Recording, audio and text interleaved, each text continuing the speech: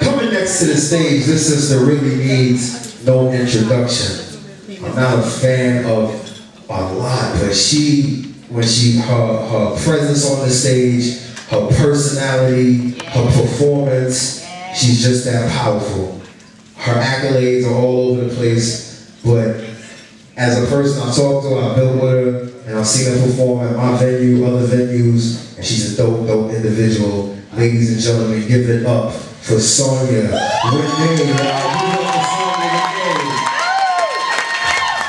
And she is fly. She is fly. Hold it down for the day, sister. Let's go.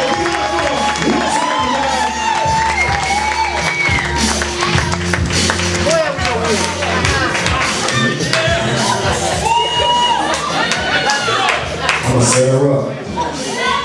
I'm gonna move stuff for you, girl.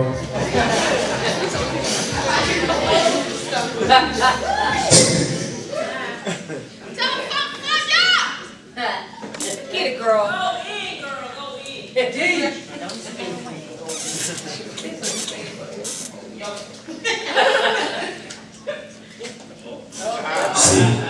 See?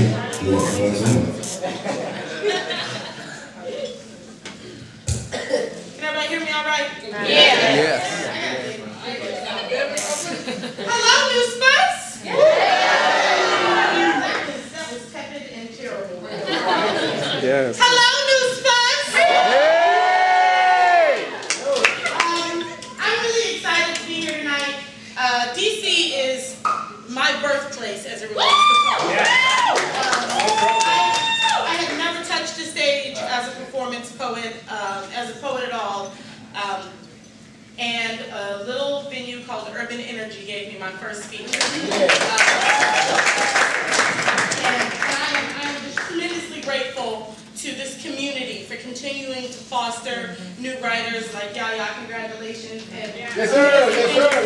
that it's truly a testament to the creativity and artistry that comes out of Washington, D.C. So please, and abroad, but very specifically the artists that put this event on. So consider yourselves lucky. I have been to scenes all across the country and around the world, and really DC has some of the best poetry and most community-filled spaces internationally and nationally.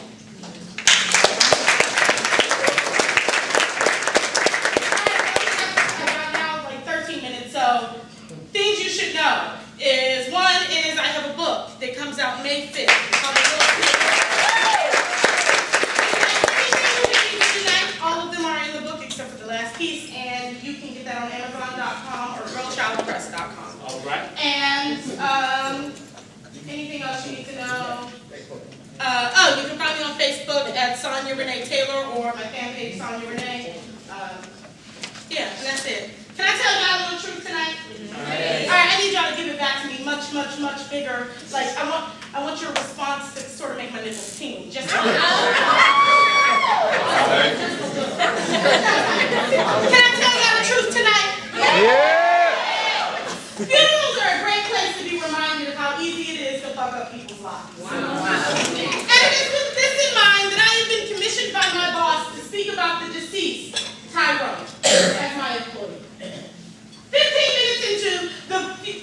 minutes into the service of 12 quasi-mourners, I've become certain that there is nothing that this woman that knew him for 1 year is going to say to dig his mama's rent money out of the crack man's pocket or return the third TV set he stole back to his baby brother's bedroom. I have no words to untangle this brutal contradiction of grief and gratitude, remorse and relief. In an attempt to come up with an appropriate anecdote for the occasion, I can't help but recall an instance during one of our weekly meetings when I asked Tyrone about his most recent absence from group. He stated he had a throat infection. Followed that up with, I guess I've been sucking too many dirty dicks, Miss Sonya.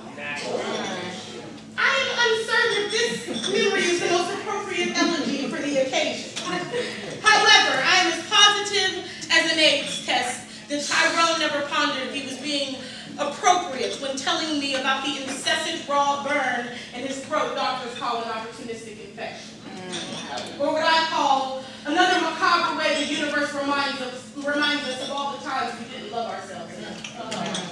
Appropriate is as flexible as my participants' gender and sexuality in the support group I hold every Thursday for individuals engaged in sex work. Tyrone and the 8 other men sitting in a circle, fears tucked under their domes like prison yard razor blades, lacerate me with their truths as profound as they are preposterous. Miss Sonya, this nigga asked me to kick him in the nuts with steel-toe boots. That is crazy. Did you do it, John? Shit, for $300 I kicked that nigga so hard he owed me down for $300. Tyrone followed that up with, I passed out 60 condoms in my building this week. All the dope boys be coming by my house to get them. The whole neighborhood calls me the condom guy. Tyrone and the others use this space to be more than sissies and faggots. More than down low brothers who sell ass and dick in exchange for food or drugs, shelter or silence from the voices that drove them to the streets in the first place. And today, I get to translate the language of street desperation. Today, I get to introduce 12 people to a Tyrone they never knew. A man who never stole his niece's tuition, never held a knife to his brother's neck, and while good is as relative as that sexy third cousin you can date across the aisle. Sometimes good is giving a tiny piece of plastic to save the life of a person who poisons you every time they come around. Tyrone was good. And when I say this to 12 mourners at a Raggedy DC funeral home, they cry. Not because I erased Tyrone's wrongs, because one single inappropriate anecdote returned his humanity, reminded his mama of all the brilliant things her little boy was going to be when he was 5. I get to tell her that Tyrone is still alive in a little piece of latex in somebody's negative HIV test in the back pocket of some other mother's son who gets to live today because of hers. And despite all that we've heard, the dirt on our backs doesn't mean it's impossible for our hands to come clean. Somewhere in this planet or the next, you can still be a prayer that came true. Everything you've been through is only an altar built in preparation for the day you awake. Maybe on the other side, the perfect incarnation of all the dreams your mama ever dreamed. When you burn the